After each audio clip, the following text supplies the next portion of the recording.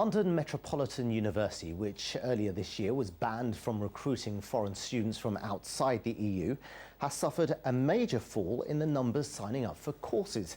Figures obtained by the BBC show fewer than half the number of students have enrolled for this academic year compared to the previous year.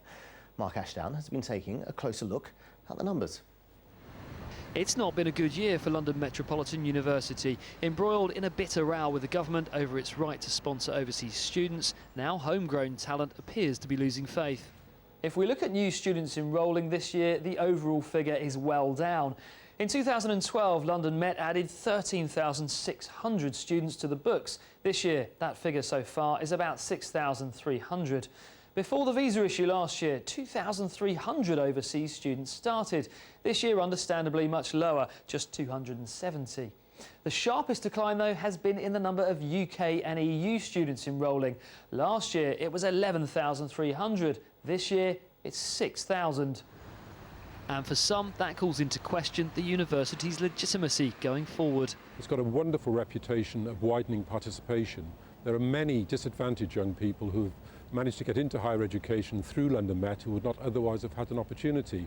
And it would be absolutely disastrous if the opportunities for students of that kind in the future were to be removed by the closure of what is a very successful institution. It does have a troubled recent history, though. Protests in 2009, the Board of Governors eventually resigned after the university was told to pay back £36 million in grants after students failed to complete courses. And a few months ago, students left in tears as the border agency stepped in, revoking its licence to sponsor overseas applicants.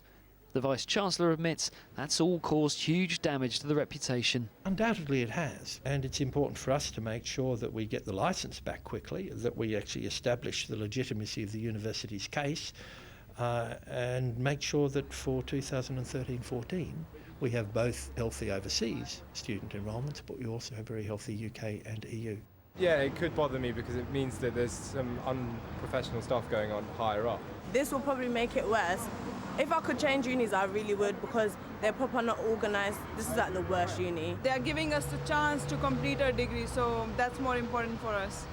Issues over tuition fees and student loans are also being blamed for this drop, perhaps a wider worry for other universities too. But London Metropolitan faces uncertain times. The banners from 2009 may yet be needed again. Mark Ashdown, BBC London News. Essex